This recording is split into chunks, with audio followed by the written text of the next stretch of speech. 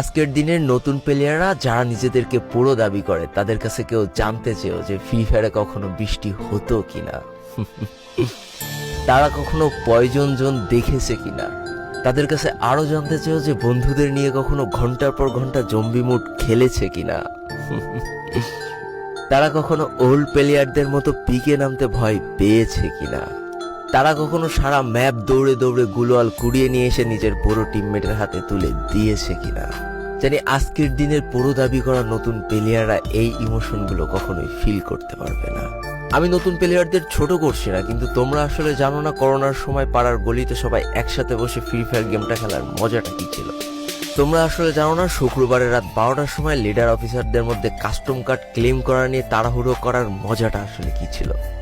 বর্তমান সময়ে 12 ঘন্টার জন্য ফ্রি কাস্টম পাওয়া মানুষগুলো কখনোই বুঝতে পারবে না যে সারা সপ্তাহ ওয়েট করে একটা কাস্টম পাওয়ার মজাটা আসলে কি ছিল। তুমি হয়তো জানোই না যে শনিবারে সবাই মিলে বসে সপ্তাহে একটা দিন মাত্র কাস্টম খেলার মজাটা আসলে কি।